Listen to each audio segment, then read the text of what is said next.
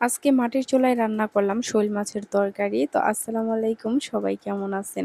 গরম ভাতের সাথে শোল মাছের তরকারি কিন্তু খুবই ভালো লাগে। তো আজকে আমি গ্যাসের চুলায় রান্না না করে মাটির চুলায় রান্না করলাম, সেটা আপনাদের সাথে শেয়ার করতে চলে আসলাম। তো এখানে প্রথমে আমি শোল মাছ ভালোভাবে ভেজে নিচ্ছি। তো এটাকে আমি কেটে ধুয়ে পরিষ্কার করে তারপর যখন রান্না বসিয়ে দিয়েছি তখন আমি ভিডিও করতে চলে আসলাম, যে একটা ভিডিও বানাই সন্ধ্যাবেলা যখন রান্না করছি তখন একটা ভিডিও আপনাদের সাথে শেয়ার করি। তো সেজন্য আমি চলে আসলাম রান্না করতে। তো এখানে আমি প্রথমে মাছটা ভালোভাবে ভেজে নিয়েছি, আর এখানে শাক আমি ভাপিয়ে নিয়েছিলাম, সেটা আমি রান্না করব। তো পেঁয়াজ ও রসুন আমি তেলের মধ্যে ভেজে নিচ্ছি ভালোভাবে, তারপর আমি শাকটা রান্না করব। এই যে দেখেন আমি খড়ির চুলায় রান্না করছি, আর এটা আমি নতুন লাগিয়েছি বন্ধু চুলা আমার রান্নাঘরে, মাটির চুলা। সব সময় গ্রামের বাড়িতে গ্যাসের মধ্যে রান্না করা যায় না, মাঝে মধ্যে মাটির চুলাতেও রান্না করতে ইচ্ছে করে, তো সেই জন্য আমি মাটির চুলাটা বসালাম। তো এটাকে বলে বন্ধু চুলা, তো আপনারা অনেকেই হয়তো বা চিনেন।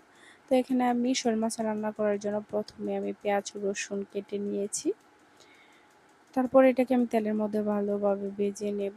আর দেখা গেছে এটা যখন ভালোভাবে ভাজা হয়ে আসবে তখন আমি এই যে টমেটোটা কুচি করে তারপর পেঁয়াজের মধ্যে দিয়ে দিলাম।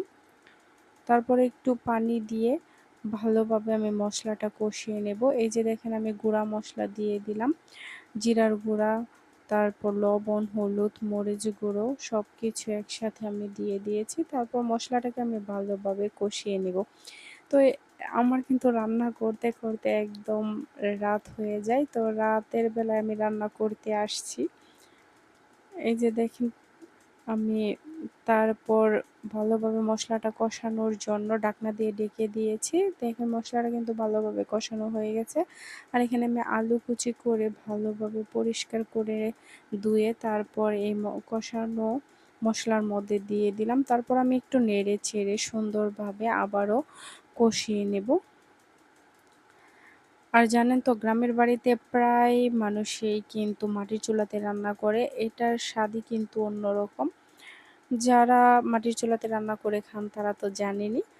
আর এই যে দেখেন যখনই ভালোভাবে আলুর সাথে মশলাটা কষানো হয়ে যাবে তখন আমি পরিমাণ মতো পানি দিয়ে একটু ভালোভাবে ফুটিয়ে নেব। এই যে দেখেন এই বন্ধ চুলাটা কিন্তু প্রচুর জ্বলে, উপর দিয়ে বোঝা যায় না যে ভিতরে আগুন জ্বলছে, কিন্তু ভিতরে কিন্তু অনেক আগুন জ্বলতেছে। আর এটা কোনো বাহিরের ধোঁয়া আসে না, একদম উপর দিয়ে ওই যে পাইপটা দিয়ে দিয়েছে সেইখান দিয়েই কিন্তু ধোঁয়াটা উপরের দিকে চলে যায়। পানি দেওয়ার পর যখনই ভালোভাবে বলক এসে যাবে তখনই আমি এখানে দিয়ে দিব শোল মাছ। তো এটা আমি এক এক করে সবগুলো উপরে দিয়ে দিব, আর বেশি নাড়বো না, যেহেতু আমি মাছটা ভাজি করে দিয়েছি। তো বেশি নাড়লে দেখা গেছে এটা মানে ভেঙে যাবে, সেই জন্য আমি ভালোভাবে এই যে উপরে দিয়ে তারপর ঢাকনা দিয়ে কিছুক্ষণ ঢেকে রান্না করে নেব। আর এই যে দেখেন আগুন কেমন জ্বলতেছে সেটা দেখিয়ে দিলাম।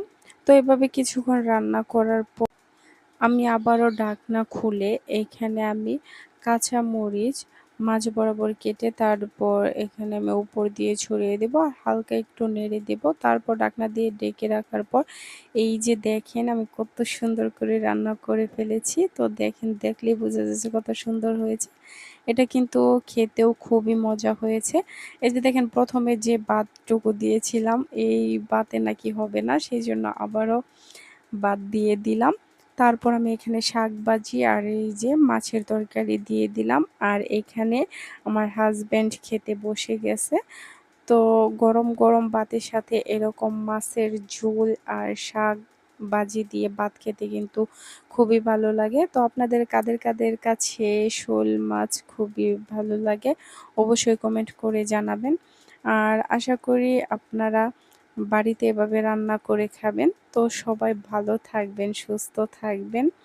পরবর্তী ভিডিও দেখার অনুরোধ রইল। তো সবাই আমার চ্যানেলটিকে অবশ্যই সাবস্ক্রাইব করে যাবেন। খোদা হাফেজ।